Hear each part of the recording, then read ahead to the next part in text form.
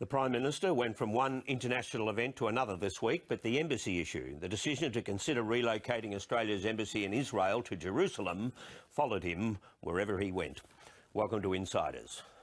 So this week, Scott Morrison went on his first major diplomatic tour as Prime Minister, from the ASEAN East Asia Summit in Singapore to APEC in Papua New Guinea.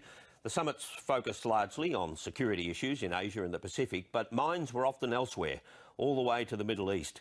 The Indonesians and the Malaysians raised Australia's decision to consider moving the Australian embassy from Tel Aviv to Jerusalem. It proved to be quite a distraction, both here and abroad.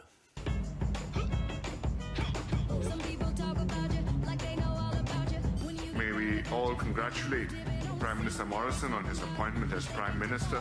It's pretty great to be here in Singapore at my first ASEAN Summit. The Prime Minister's been accused of creating a debacle over Australia's stalled free trade agreement with Indonesia. Scott Morrison has spent the day mopping up a diplomatic row of his own making at his first international summit.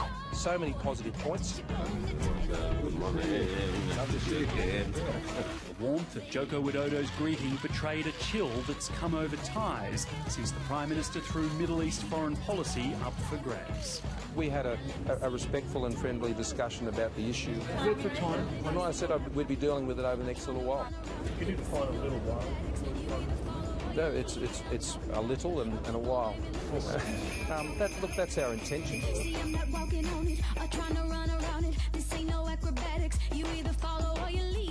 These issues were not related. I don't think anybody believes him, including his own side. These were not raised in connection. He made himself look stupid and made our country look stupid. Well, we discussed the issue, yes. You have to question the bloke's judgment. He asked for any assurances.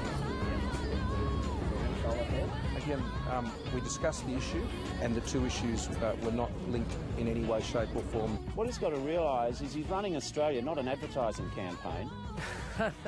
Scott Morrison has said we haven't made our final decision on that.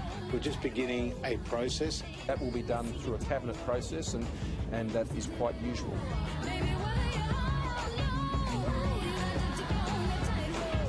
There are now reports that the government's going to cave in and drop the plan. The Morrison government has hinted to the Indonesians that there is less than 5% chance of the move of the embassy. Why is Steve Jobo going around to the Indonesians saying, don't worry, it's only a 5% chance? But what sort of idiot would do that? I'm not aware of him even having said that. He now is signalling a retreat, but he's not quite prepared to bite the bullet. There is a fundamental point here, which the government is not backing off on. Australia will determine our foreign policy issues, and we'll consider those in our time frame, on our terms. Josh, the way you're talking strikes me you would be very disappointed, to say the least, if the government backtracked on this. No, I wouldn't be disappointed. Well, what I'm saying to you, I'll be furious. We can't have Australia's foreign policy determined, or our agenda set, by any other nation. He's in damage control, isn't he? Malaysia's Mahathir Mohamad has warned Scott Morrison moving Australia's Israeli embassy would play into the hands of extremists. Well, the Malaysian Prime Minister, Dr Mahathir, has formed. I mean, he is called Jews hook-nosed people. I think what Josh said today was basically a bit of filling in the history of his record. Even if our paperwork is signed before Christmas, it won't pass our Parliament until after the next election. A baptism of fire for the new Prime Minister, learning quickly that international diplomacy... Please wave at the camera. ...is more than just smiling and waving on cue. Next up, our program guest, the Trade Minister Simon Birmingham. Now, while he joins us, here's the Opposition Leader Bill Shorten on the embassy issue. If he has decided not to go ahead with moving the embassy, for goodness sakes, just tell us so we can all get on with everything else. I don't see why this nation has to wait till Christmas so that Mr Morrison can climb off his high horse and admit that he made himself and Australia look stupid. Let's just get on with it. No shame in admitting you're wrong, and let's just get on to the next issue, including improving our trade opportunities in our region. Simon Birmingham, good morning, welcome. Good morning, Barry. Great to be with you. When do you expect the free trade agreement with Indonesia to be signed? Well, I hope, Barry, that it will be signed in the coming months. There were some translation issues still being dealt with last week in terms of the Bahasa version of the text We'll get all of those finalised, and then when it suits both countries, we'll get on and get it signed, because it is clearly an agreement that is of benefit to both countries in terms of the flow of trade, the flow of investment, creating more opportunities for Australian exporters, creating more opportunity for economic development within Indonesia. I don't think it's been lost in translation. The problem seems to be the embassy issue, and the Indonesians have made that clear. Well, Barry, as I say, it will be signed when both parties are ready to do so. We don't conflate the two issues. We will address the embassy issue, and we'll do so through a proper process. I heard your intro piece. You know, just last week, Bill Shorten was criticising a lack of process. Now he's saying we should abandon all process. You know, what the government is doing is precisely what Scott Morrison said he'd do, which is to consult leaders through the summit season. We'll then, of course, bring together the expert advice of our senior officials, and we'll have a proper cabinet decision at the end of that process. Do you think the Indonesians are bluffing when they link the two? I think Indonesia recognises the real economic benefits of the trade agreement that we've negotiated, and I hope and trust we'll see it signed and fully implemented. We understand the concerns that Indonesia has in relation to the embassy issue as a quite separate matter. And now, of course, Australia will make our foreign policy decisions based purely on Australia's national interest, but judging, as we would, it against our values as a nation, ensuring it's consistent with our understanding of Security Council decisions through the United Nations. These are all important factors that we'll consider. Ultimately, our national interest, our processes will inform our decisions, but we hope and trust that that will also see the trade agreement signed and delivered because of those mutual benefits to both Australia and Indonesia. And Indonesia's growth and economic empowerment is so critical in terms of ensuring a stronger region, stronger ASEAN nations, and the balance that exists then strategically within our region. Are you prepared, though, to take the diplomatic and economic consequences that might come from a decision to change the embassy in Israel? We will consider Australia's national interest in the final decision, and that means having a look at all of the different factors that are at play.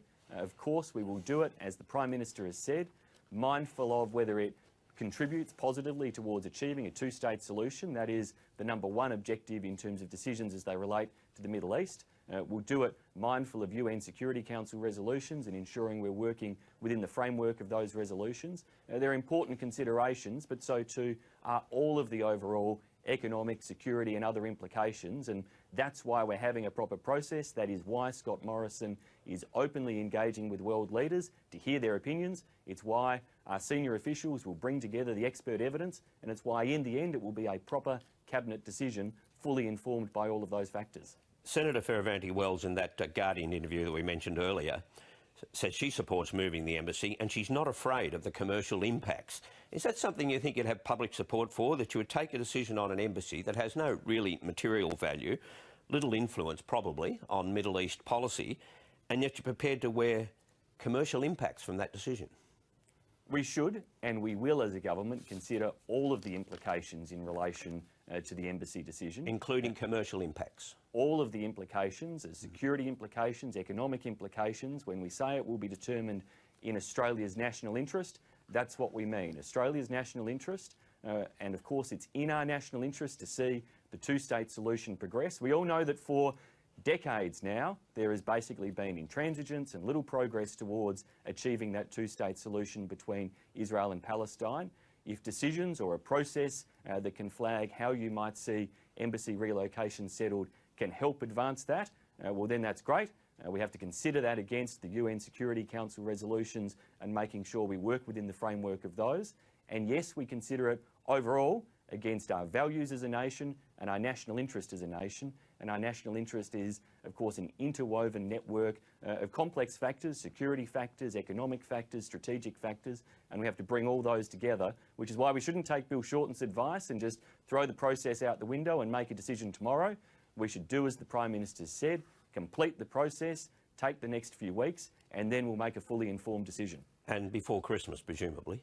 That's what the Prime Minister's committed to. And he's also said repeatedly, though, that Australia will not be dictated to on its foreign policy. You've said pretty much that this morning as well. But because he's framed it in those terms, isn't he locking himself into a decision now to actually support the moving of the embassy? Well, we won't be dictated to in our foreign policy, nor will we be reactive to the statements of any particular world leader or anybody else for that matter. this has to be a decision based purely on the national interest. And so in that sense, yes, others will have opinions and they're free to voice their opinions on the way through. That's, one of Australia's core values is the belief in free speech, and people can exercise their right to it. However, we will make our decision based on Australia's national interest, the criteria that I outlined before. We won't be bullied into a decision by any other nation, but nor should we or will we be reactive to the comments of any other nation in the decision we make. It has to come down to our national interest, to the advancement of the two-state solution, to ensuring that we work within the framework of those UN Security Council resolutions, and that in the national interest we assess all of those complex interwoven factors. Let's get back to the embassy issue now, and Scott Morrison certainly doubled down on that issue. Is there a way out on this, Peter? I don't think so. I think it's a catch-22 that he finds himself in. If he does move the embassy, that's sort of potentially going to spark an international incident, including obviously with our nearest neighbour. If he doesn't, and ultimately leaves it in Tel Aviv, then he can now be accused of sparking a debate that we didn't need to have, as well as, if you like, kowtowing to Indonesia, given that they're being so robust in their demands that we don't do it, Malaysia jumping in as well. So that's a political catch-22. Whichever way he goes, he will now be criticised. Sort of not so much a catch-22 as a whole new political tactic, the self-wedge. Normally they wedge the other side. I mean, the government has almost perfectly wedged itself by going off with this as a half-formed idea in a by-election campaign. They're now in this situation where, as you say, the interests that Scott Morrison has said he has in the Asia-Pacific are directly in opposition to what his own Conservative members want. And, I think it's a little bit rich for the minister to get up on his high horse about due process. I mean, due process would have involved consulting all the stakeholders, like, for instance, the Foreign Affairs Department, before they announced it as an idea. And NSC and Cabinet. Yeah. But then the question is, what and why? I understand that the Prime Minister, the PMO, were actually told, Liberals tell me, that Dave Sharma said the Jewish vote in Wentworth is largely saturated. There's nothing to be mopped up with this change, and yet they proceeded. They have gone through no process at all, and this is a question now of extrication. But because they went into summit season with it not resolved, they have to go through this process, whatever it is, after the fact process. And if there is some sort of halfway house they can find, it might be that they'll recognise West Jerusalem as the capital of Israel, but so we're not going to shift or state the intention to move the embassy in the future, but not now, but not or something. Do it. But it's still either way, it lingers, doesn't it? I mean, we heard the PM saying by Christmas. Well, he doesn't have that long as Prime Minister before the next election, whenever it is, and this is now a sore that won't heal until we find out what the result is, at which point it's lose-lose anyway. You say, too, it was about votes. Well, they didn't get any of those in Wentworth, but it might have been about donations as well. And you wonder whether there are any more successful. I just think it was a thought bubble now. I mean, conspiracy versus stuff up. I'm leaning towards stuff up. Dave Sharma wasn't asked any questions about the issue. He wasn't asked about the issue in the Q&A, the candidates' Q&A. This idea emanated straight from the PMO, and that's problematic because it wasn't something on the ground that was going to deliver any more votes. Former Foreign Minister Bob Carr has weighed in on this on ABC PM. It was to be signed in Singapore 2 days ago. The Indonesians couldn't have made it clearer that this was the reason it's been taken off the table. It was one thing to make the original mistake, but to do what the Treasurer has allowed himself to do in the last 2 days is enlarging it and inflaming it and saying, instead of just considering it, it's a decision we must make, we should make, is by any measure not in this country's national interest. Now, Scott, Josh Frydenberg has started to argue the case for moving the embassy. John Howard says he supports it. It seems to be building. Well, yeah, there is definitely support internally for it, although, I mean, Josh Frydenberg also drew attention to anti-Semitic remarks that the Malaysian Prime Minister's made in the past, which undoubtedly he has made. But there was no evidence that those two things were linked, that Mahathir's remarks regarding the embassy were due to anti-Semitism. And in any event, it just seems kind of strange for the for him to double down now, attacking a leader, an important leader in the region, when the government's supposed to be trying to extricate themselves from this mess. We've seen in the past how that can come back and haunt you, and Paul Keating was recalcitrant, driven crazy over his recalcitrant comment. In fact, at the time, the Malaysians started talking about buying Australia last. I don't think they ever did, but they talked about some sort of a boycott. But Simon Birmingham this morning seemed... He conceded the economic implications around this. Yeah, he did, and he was just trying to sort of mop up the political consequences as well. So the government is caught here, but Josh Frydenberg, I think, is very sincere in his views on this.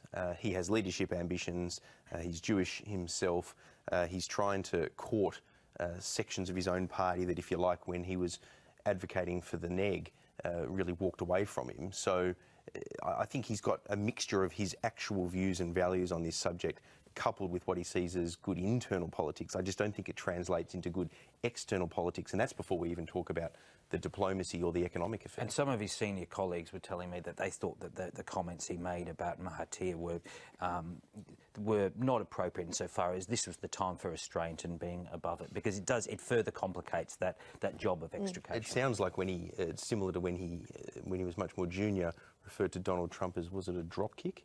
It's one of those, and he walked back from that. He's not going to walk back from this one. You know, I think described it as a thought bubble in the end. But Phil Curry reported during the week that it was part of the deal that with Eric Abetz and the right, that they would at least review the position of the embassy. We forget that, don't we? That during the course of leadership moments, like what we saw just so recently, there are all those backroom deals that get done to try to lock in how people feel going forward, whether they vote for you or not. Not that Abetz was doing that, but then to try to ensure a level of, you know, if you like, cohesion between now and the next election. I don't look on that deal. This notion of deal, I love him like a brother, Phil, but I don't think that if this was part of a deal, then it would have emerged far sooner. I think I really do.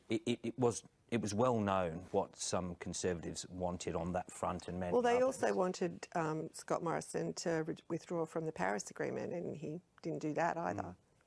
No, he didn't. But then what have they done in terms of? Well, we'll get to the Paris Agreement a little later on. But they largely did what they did on a halfway house on that issue. Well, they did that under Turnbull. Remember? I mean, remember that was all sorted that week of the leadership tumult. Like they'd basically dumped the neg or the emissions part of it. That's before Scott Morrison became PM. You know, when these issues arise, sometimes the argument is, well, the messy stories proved a distraction to the more positive stories, but I think this week the messy stories proved a distraction to other messy stories.